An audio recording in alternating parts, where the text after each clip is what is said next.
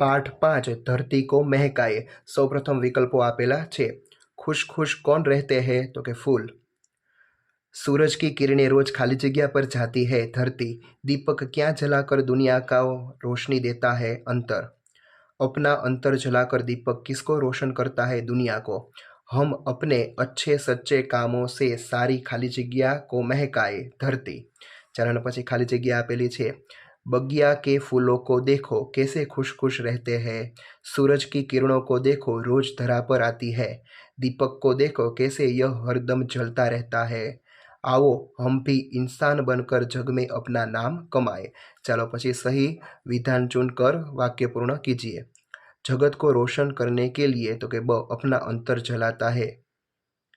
दीपक छे ये अपना अंतर जला એટલે बी ब छे ये साचું। सूरज की किरणें सारे संसार को चमकाती है એટલે કે क।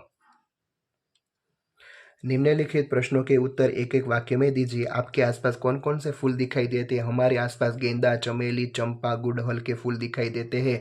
प्रकृति के तत्व कौन कौन से हैं। प्रकृति के 5 तत्व है पृथ्वी, जल, अग्नि, वायु और आकाश। कौन फूलों को हंसने के लिए रोक नहीं पाता।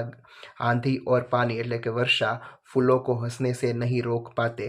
धरती को स्वच्छ और सुंदर बनाने के लिए आप क्या करेंगे। धरती को स्वच्छ बनाने के लिए कचरा कूड़ेदान में डालूंगा और पेड़ लगाऊंगा। जग में नाम कमाने के लिए क्या करना चाहिए। हम सच्चाई का व्यवहार और अच्छे काम करके जग में नाम कमा सकते हैं। प्रकृति से हमें क्या मिलता है। प्रकृति से हमें हवा, पानी और प्रकाश मिलते हैं। निम्नलिखित प्रश्नों के उत्तर दीजिए। फूल, सूरज और दीपक से हमें क्या सीख मिलती है। फूल से हमें सीख मिलती है कि हम प्रत्येक स्थिति में खुश रहें। सूरज से हमें सीख मिलती है कि सबका अंधकार दूर भगाकर संसार को प्रकाशित करें। और दीपक से जग को रोशन करने की सीख मिलती है। यदि सूरज न निकलता और बगीचे में पेड़ चलते तो क्या होता। यदि सूरज न निकलता तो दिन न होता, हमें सूर्य का प्रकाश न मिलता। यदि बगीचे में पेड़ चल सकते तो वे आपस में टकराते और उनकी शाखाएं टूटकर नीचे गिर जाती और कोई बगीचे में जा नहीं सकता। चलो પછી मुहावरे आपेला छे। रोशन करना એટલે प्रकाशित करना। दीपक अपने प्रकाश से घर को रोशन करता है। इंसान बनना, अच्छा आदमी बनना। अच्छे काम करने की हमें इंसान बन सकते हैं।